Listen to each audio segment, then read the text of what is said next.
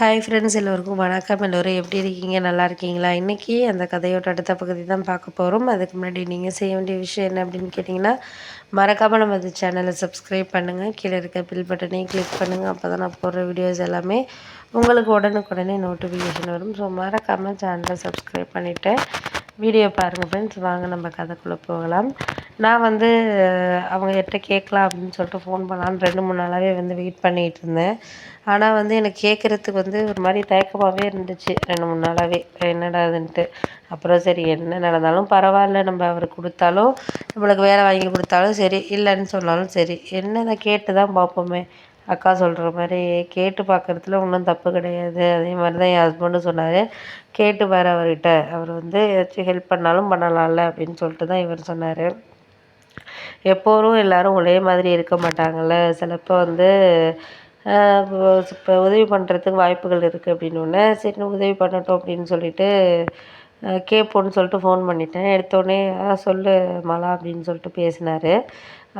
எனக்கே ரொம்ப ஆச்சரியமாகிட்டு, என்னடா பேர் சொல்லியெல்லாம் இது பண்ணுறாங்களே அப்படின்னு சொல்லிட்டு, எப்படி இருக்கீங்க மாமா, நல்லா இருக்கீங்களா என்னென்னு கேட்டேன். நல்லா இருக்கேம்மா, நீ எப்படி இருக்கிற, என்ன வீட்டில் அவரில் மாப்பிள்ளையெல்லாம் நல்லா இருக்காரா அப்படி இப்படின்னு சொல்லிட்டு கேட்டார். நல்லா இருக்காங்க மாமா, உங்ககிட்ட ஒரு உதவிக்காக தான் ஃபோன் பண்ணேன் அப்படின்னோடனே, என்ன விஷயம்மா, ஏதாவது சொல்லுமா அப்படின்னு சொல்லிட்டு சொன்னார்.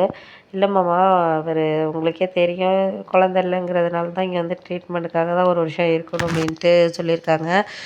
தெரியும், அக்கா சொல்லிகிட்டு இருந்துச்சு என்கிட்ட, அதனால தான் வந்திருக்கிறாங்க. 1 வருஷத்துக்கு 2 வருஷம் இருக்கணும் இருந்தது, குழந்தையெல்லாம் பிறந்து பண்ணதுக்கப்புறம் அப்புறம் போய்க்கலான்னு வீட்டில் சொல்லிட்டாங்க அப்படின்னோடனே, ஆமாம்மா சொன்னிச்சு, எல்லா விஷயத்தையும் என்கிட்ட சொன்னிச்சுமா, சொல்லு அப்படின்னோடனே, இல்லை மாமா, உங்கள் கம்பெனியில் ஏதாச்சும் வேலை வேக்கண்ட் இருந்துச்சுன்னா அது உங்கள் கம்பெனியில் ஏதாச்சும் ரெக்கமெண்ட் பண்ணால் எடுத்து வாங்கலாமாம்மா, இவர் டிகிரியெல்லாம் முடிச்சிருக்காரு, உங்களுக்கு தான் தெரியுமே, நல்லா வேலை பார்ப்பாரு அப்படின்னோடனே, சரி சரிம்மா, நீங்கள் நாளைக்கு காலையில் அவர் ரெஸ்யூமே எனக்கு அனுப்பிவிடு, நான் ஆஃபீஸ் போனதுக்கப்புறம். இப்போ வந்துட்டேன் ஆஃபீஸ்லேருந்து, நாளைக்கு காலையில் அனுப்பிவிடு, நான் என்னன்ட்டு உனக்கு சொல்கிறேம்மா அப்படின்னு சொல்லிட்டு சொன்னார். எனக்கே ஆச்சரியமாக போய்ட்டு, ரொம்ப தேங்க்ஸ் மாமா, நானும் 3 நாளாக அக்கா கிட்டே சொன்னேன் இது மாதிரின்ட்டு. அக்கா தான் சொல்லிச்சு, நீயாவே அடித்து கேட்டுக்க, நான் சொன்னேன்னா அவர் அவங்க அடித்து கேட்காம நீ ஏன் என்னத்துக்கு சொல்கிற அப்படின்னு சொல்லிட்டு என்கிட்ட கேட்பாரு, பேசுவார் அப்படின்னு சொல்லிட்டு சொன்னிச்சின்னொன்னே, அதெல்லாம் ஒன்றும் நான் நினைக்க மாட்டேம்மா, நீ நாளைக்கு எனக்கு காலையில் அனுப்பிவிடு, பார்த்து பேசிக்கிட்டு என்னன்ட்டு நம்ம பார்ப்போம், ஏதாச்சும் வேக்கண்ட் இருந்தால் நான் என் மேனேஜர்கிட்ட பேசி பார்க்குறேன் அப்படின்னோடனே, சரி மாமா, நான் உங்களுக்கு அனுப்பி விட்றேன் பண்ணி விட்றேன் அப்படின்னு சொல்லிட்டு சொன்னோன்னே, அப்புறம் நான் எனக்கு ஃபோனை வச்சோடனே அவர்கிட்ட பேசிக்கிட்டு இருந்தேன். அந்த ஒரு 5 நிமிஷம் ரொம்ப ஒரு மாதிரி பதட்டத்திலே தான் நான் பேசிகிட்டு இருந்தேன். ஏன் அப்படின்னா, இது வரைக்கும் அவர்கிட்ட அந்த அளவுக்கு பேசினதே கிடையாது. வாங்க போங்கங்கிறதோட சரி, அதிகமாக எந்த விஷயத்துலையும் பேசுனதுங்கிறது கிடையாது. ரொம்ப ஒரு மாதிரி சைலண்ட்டாக தான் நான் இது பண்ணிகிட்டு இருப்பேன். பேச மாட்டேன் அந்தளவுக்கு.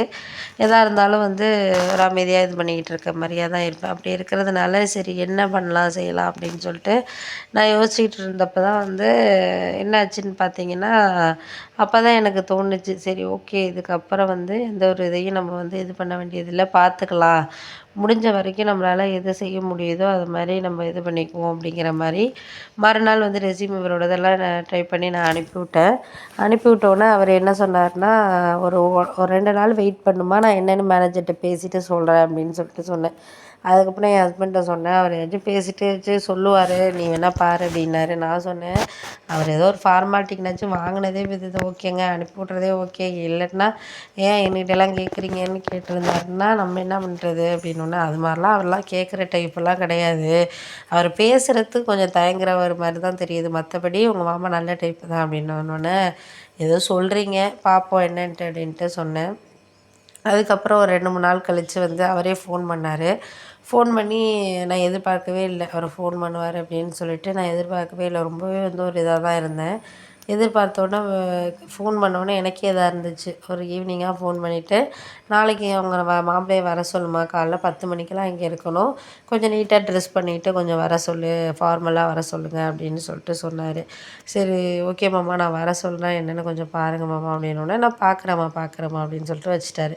மறுநாள் காலைல இவரை ரெடி பண்ணி 9 மணிக்கெல்லாம் இங்கேருந்து கிளம்பிட்டார். கிளம்பிட்டு போயிட்டு, இவரும் ஃபோன் நான் சுவிட்ச் ஆஃப் பண்ணிடுவேன், உள்ளார போனோன்னா ஃபோன் யூஸ் பண்ணக்கூடாதான், நான் போயிட்டு பார்த்துட்டு அடிக்கிறேன், நீ அது வரைக்கும் கால் பண்ணாத அப்படின்னு சொல்லிட்டாரு. இருந்தாலும் எனக்கு ஒரே இதாகவே இருந்துச்சு, ஏன்னா இவர் என்ன பண்ணுறாரோ அப்படி இப்படின்னு சொல்லிட்டு ஒரு வித பயமாகவே தான் இருந்துகிட்டு இருந்துச்சு.